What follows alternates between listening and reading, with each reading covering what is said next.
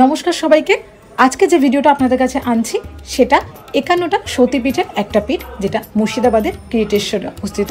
আমরা যাকে কিরিটেশ্বরী মন্দির বলে ডেকে থাকি।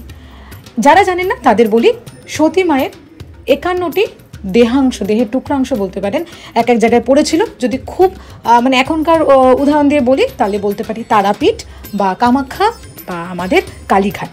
তো এই যেগুলো, এগুলো সমস্তই কিন্তু এক একটা পীঠ। বা শান্তিনিকেতনে যদি গিয়ে থাকেন তাহলে ওখানে কঙ্কালীশ্বরী আপনারা গেছেন, তো কঙ্কালীতলা যেটা, সেইটা সেখানেও কিন্তু সেটা সতীপীঠ। তো আমি মুর্শিদাবাদের কিরিটেশ্বরী সেইখানে গেছিলাম, এবং সেখানের যে গল্প, সেখানে অনেক রকম নানান লোকের নানান রকম মত রয়েছে। তো সবটাই একটা ওখানকার যে পুরোহিত তার মুখ থেকে শোনাচ্ছি। এটার পুরো ভিডিও, আমি কিভাবে গেছি, কিভাবে কি কোথায় যাবেন, গুপ্ত মন্দির কোথায়, ওখানে ভোগ কী করে পাবেন, আর ওখানেও কিন্তু মাকে আঁশ ভোগ দেওয়া হয়, মাছ দিয়ে ভোগ দেওয়া হয়। সমস্ত জিনিসগুলো আমি এর নেক্সট পার্টটায় নিয়ে আসবো, নাহলে এই ভিডিওটা অনেক বড় হয়ে যাবে। আপনারা যারা এরকম ধরনের ভিডিও ভালোবাসেন বা যাদের ভালো লাগে তারা চ্যানেলটা সাবস্ক্রাইব করবেন। যারা ফেসবুক থেকে দেখছে চ্যানেলটা ফলো করে রাখবে, তাহলে পরের ভিডিওগুলো আপনাদের কাছে পৌঁছে যাবে। আর নোটিফিকেশনটা অন করে রাখবেন ইউটিউব থেকে। চলুন শুরু করি। জয় মা। আমি এখন রয়েছি কিরিটেশ্বরী মন্দিরে। আপনাদের জন্য আমি একটা ওখানকার যে গল্প, ওখানকার যে স্টোরি, সেটা আপনার সঙ্গে তুলে ধরবো। একদম ওখানকার মেন যে পুরোহিত তার মুখ থেকে আপনি শুনে নিন কি এর স্টোরি। নমস্কার ঠাকুর। এই যে শিলাখণ্ড দেখছেন, এই হচ্ছে আমাদের 51 খণ্ডের খণ্ড। কিরিট কথার অর্থ ভীষণভাবে বিকৃত হয়ে গেছে। কেউ বলছেন কিরিট মানে মুকুট, কেউ বলছেন কিরিট মানে কপাল, কেউ আবার গাড়ি থেকে নামতে নামতে এইদিকে আসুন, এইদিকে আসুন, এটা কি ওটা কি, এটা আসুন, শুরু হয়ে গেছে দরজা বাইরে। চুপচাপ বোকার মতন বসে বসে বাইরেকার গতিবিধিগুলো ফলো করবে না, ছবি ফেলে দেবে, তাই সব পরিষ্কার হবে। যাই হোক, আসল তথ্য হচ্ছে পরটি। পরটি থেকে কিরিটি কথা নেই। এই পরটি আমাদের 3টে পার্টে বিভক্ত। আমাদের শাস্ত্রে প্রথম পার্টের নাম হচ্ছে সূর্য, দ্বিতীয় পার্টের নাম হচ্ছে চন্দ্র, আর তৃতীয় পার্টের নাম হচ্ছে জ্ঞান। তাহলে সূর্য, চন্দ্র, জ্ঞান, এই হচ্ছে ব্রহ্মশিলা। 3টে পার্টে রূপান্তর। এই শিলাকে কেন্দ্র করে এই মন্দির প্রতিষ্ঠা করে গেছেন নাটোরের রানী ভবানী। নাটোর পূর্ববঙ্গে আপনারা সবাই জানেন। নকশার মধ্যে মাকে দেখুন, ত্রিনয়নী জিহ্বা। বাকি যে নকশা দেখছেন, এই নকশা কিন্তু ফুল পাতা লতা গাছ। এ হচ্ছে বৌদ্ধ তন্ত্রের শ্রীযন্ত্র। এর কারণ, প্রাচীন যুগে এখানে একসময় বৌদ্ধ তন্ত্রের ভীষণ প্রভাব ছিল তিব্বতী তান্ত্রিকদের। তাই রানী ভবানী ইতিহাসটা জানতেন বলে উনি এই নকশা দিয়ে প্রমাণ করে দিয়ে গেলেন এটা বৌদ্ধ কালচার। এই নকশার মিল আপনি তারাপীঠে পাবেন, এই নকশার মিল নরকেশ্বরী পাবেন, কামাখ্যা, ত্রিপুরেশ্বরী পাবেন। আমাদের মধ্যে প্রাচীন যুগে ওই জায়গাগুলোতেও বৌদ্ধ তন্ত্রের প্রভাব ছিল। এইবার নকশা করে দিন। এবার আপনারা এই খিলানটাকে বোঝার চেষ্টা করুন, আর্টসটাকে, ফোকটাকে। এটা কিন্তু সম্পূর্ণ ইসলামিক আর্কিটেকচার, মুসলিম স্থাপত্য। আগ্রা তাজমহলের গেটে, ইমামবাড়া গেটে এই আর্টসটা পাবেন আপনারা। আর এই হলো আমাদের হিন্দু স্থাপত্য, যাকে আমরা আটচালা বলি। চলতি কথায় বলি বাংলার চালা। বাংলার চালা অর্থাৎ এটা বাঁকুড়ার ভরা। আমাদের বাংলার স্থাপত্য হচ্ছে বিষ্ণুপুর, বাঁকুড়া।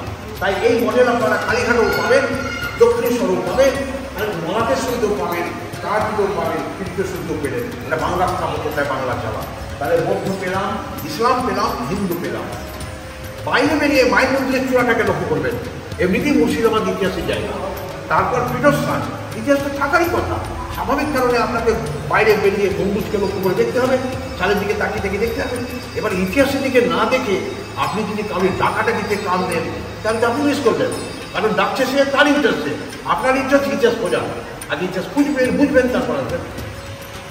স্বাভাবিক কারণে চালের যে গঠন শৈলী সেটা দেখবেন। আর্কিটেকচার আছে এরকম, স্টেট হয়ে গেলে কিন্তু হিন্দু হয়ে গেল। এই ভেতরটা সম্পূর্ণ হিন্দু স্থাপত্য, এখানে কোনো দ্বিমত নাই। যা দিয়েছেন সম্পূর্ণ হিন্দু স্থাপত্য দিয়েছেন। অথচ এই চালটাকে যখন আপনারা বাইরে গিয়ে দেখবেন, তখন দেখবেন চালের গঠন শৈলী নেই। এখানে আবার 4 চালা হয়ে গেল হিন্দু, পেটটা হয়ে গেল ইসলাম, আর অন্তর্ভাগ হয়ে গেল প্যাগোডা। নেপালে, তিব্বতের মন্দিরগুলো দেখবেন, এটাকে প্যাগোডা বলা হয়। এই অদ্ভুত একটা ইতিহাস নাটোরের রানী ভবানী আজ থেকে 300 বছর আগে দিয়ে গেছিলেন। রানী ভবানী এই মূর্তি রক্ষা করে গেছেন। এই হচ্ছে কিরিটেশ্বরী মায়ের মূল মূর্তির ছবি। মূর্তিটি নাটোরের রানী ভবানী রক্ষা করে গেছেন। নিরাপত্তার কারণে এই মূর্তি কিন্তু বাইরে থাকে, মন্দির চক্র থাকে না। পৌষ মাসের মঙ্গলবার দুপুর 2টো থেকে সন্ধ্যা পর্যন্ত যদি আসতে পারেন তাহলে এই মূর্তি আপনাদের দর্শন হবে শিলার উপরে রাত বেশে।